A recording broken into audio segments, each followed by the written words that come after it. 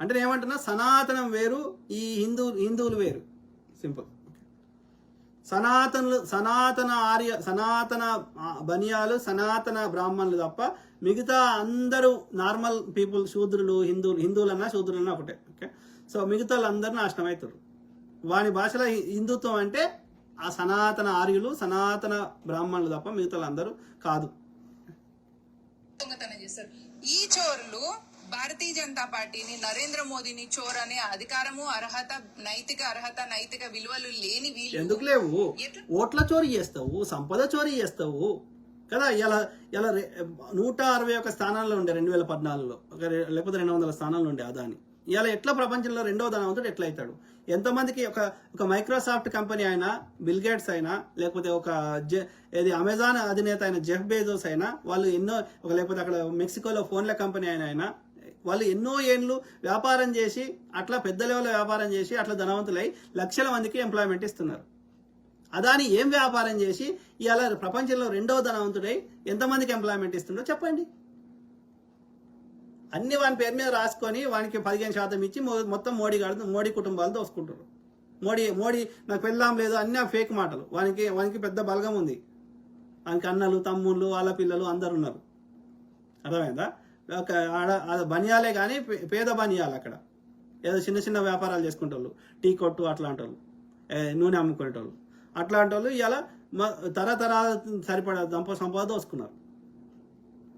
దొంగ ముండ కొడుకులు, చోర్.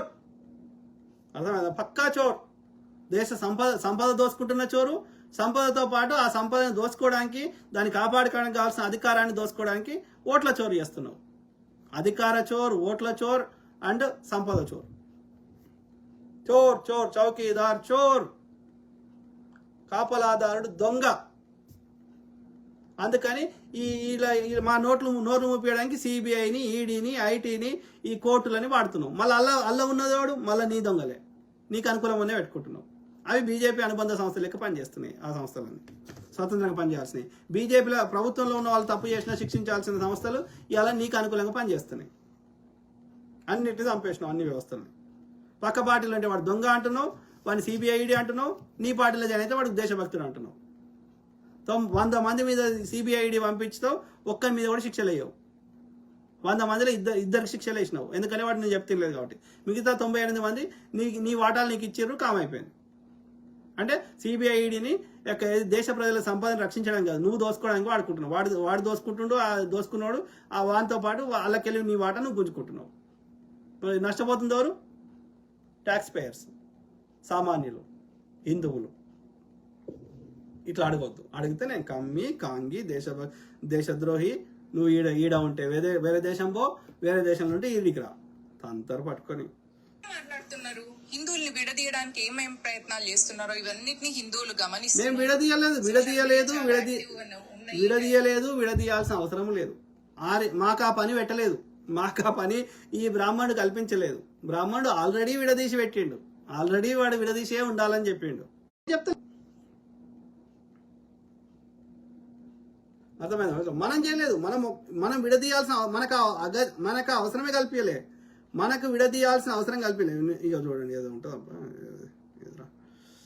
సో మనకి విడదీయాల్సిన అవసరం లేకుండానే చేసారు వాళ్ళు. నేను అవతం చెప్తలే, చూడండి, వినండి. కులాలు పోకూడదండి. కొంతమంది ఇప్పుడు ప్రోగ్రెసివ్ థాట్స్ ఉండేటటువంటి వ్యక్తులను అనుకునేవాళ్ళు కులరహిత సమాజాన్ని నిర్మాణం చేస్తాము, అలాంటి సమాజం కావాలి. తప్పు. ఏ కులం పని ఆ కులం చేయి.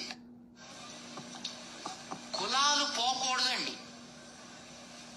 కొంతమంది ఇప్పుడు ప్రోగ్రెసివ్ థాట్స్ ఉండేటటువంటి వ్యక్తులను అనుకునేవాళ్ళు కులరహిత సమాజాన్ని నిర్మాణం చేస్తాము, అలాంటి సమాజం కావాలి. తప్పు. ఏ కులం పని ఆ కులం చేయి. ఎవడు చెప్పిండే? అరే లంజమండ, ఎవడు చెప్పిండే? దండం పెడతాను ఇట్లా. ఎవడు చెప్పిండు ఈ ముచ్చట? ఎవడు చెప్పిండు? ఈడెవడిని సపోర్ట్ చేస్తాడు? ఈడెవడు? గోదావరి జిల్లాలో ఏందని ఒక టైపిస్ట్ బాపన్న కొడుకు. ఎవరితోటి ఫోటోలు దిగుతాడు, ఎవరితోటి అవార్డులు తీసుకుంటాడు, ఎవరితోటి కుట్రలు కుతంత్రాలు చేస్తున్నాడు. ఇలా ఆంధ్రప్రదేశ్లో కుట్రలు చేసి ఆ పవన్ కళ్యాణ్ తోటి ఆడ ఈ యొక్క ఈ కూటమి ప్రభుత్వాన్ని కుట్రలు చేసి తెప్పించిందోడు ఎవడేముండా వల్లాపో. ఎవడు కులాలు పోకూడదని అంటున్నాడోడు, పెట్టినోడెవడు, మనుబాధ పుస్తకాన్ని చింపమన్నదెవడు, అది చింపొద్దు అని అట్లనే ఉండాలని చెప్పిందోడు ఎవడు? కాంగ్రెసా, కమ్యూనిస్టా, డాక్టర్ బాబాసాహెబ్ అంబేద్కర్ గారా, పెరియార్ రామస్వామి గారా? ఎవడు కులాలు పెంచి పోషిస్తుంది పొద్దుగాలేస్తే? ఈడు కాదు, ఇప్పుడు చెప్పినోడు కాదు. ఇది చూపెడితే నేను దేశద్రోహి అంటది ఇది. గాలీస్ మండ. ఆలోచించండి మిత్రులా దయచేసి. ఇక నేను కొన్ని చూపెట్టలేను కానీ చూపెట్టే కాడికి చూపెడతాను. చూడండి. సనాతన ధర్మం అంటేనే ఎప్పటి నుంచో ఉన్న ధర్మాలను ఫాలో కావడం. ఫస్ట్ ఆఫ్ ఆల్ మీరేం చెప్తారు? సనాతన ధర్మాన్ని ఫాలో అవ్వాలంటారా, వద్దు అంటారు? సనాతన ధర్మాన్ని ఫాలో అవ్వకూడదు. ఎందుకు అవ్వకూడదు కూడా చెప్తాను నేను. ఒకటి గమనించండి, ఈ రోజుకి దేవదాసి వ్యవస్థ ఉంది. అవును. ఇప్పుడు కొన్ని కులాల్లో ఇది ఉంది, ఈ ఆచారం ఉంది.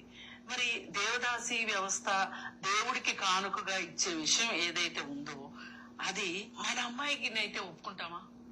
మీ అమ్మాయినైతే మీరు ఒప్పుకుంటారా? ఇప్పుడు ఎవరైతే సనాతన ధర్మం కరెక్ట్ అని చెప్తున్నారో వీళ్ళు ఎవరన్నా ఒప్పుకుంటారా? వాళ్ళ కుటుంబాల్లోంచి ఇస్తారా? మరి నిజంగా అది దేవుడి కోసమే కదా ఆ బిడ్డను సమర్పించేది, దేవుడికి కానుకగా కదా. మరి మీరు కూడా దేవుడికి కానుకగా సమర్పించండి. పాత కాలంలో కింద కులాల వాళ్ళు భరించేవాళ్ళు. ఓయ్ మన జీవితాలు ఇంతే కావచ్చు, మనం అక్కడ పుట్టాం కాబట్టి మన బతుకులు ఇంతే కావచ్చు అని వాళ్ళు దానికి అలవాటు పడిపోయి శక్తి లేక ఎవరైతే ఏందో ఇవాళ నాకు ఇంటర్నెట్ ఎందుకు సమస్య ఇస్తున్నా తెలియదు కానీ ఉన్నారు వీళ్ళు సినిమాలు చూస్తున్నారు. ఇప్పుడు ఈ మధ్య కాలంలో జై భీమ్ సినిమా వచ్చింది, అది చాలా కనువిప్పు. ఇట్లాంటివి చూసిన తర్వాత వాళ్ళకి దీన్ని ఒప్పుకోవాలని లేదు. సనాతన ధర్మం చెప్పండి ఇది ఎవడు పెట్టిండు నాకు చెప్పండి, మీకు దండం పెడతా. అది ఎడుతూ కాంగ్రెస్ వాడు పెట్టిండు అంటుంది కదా.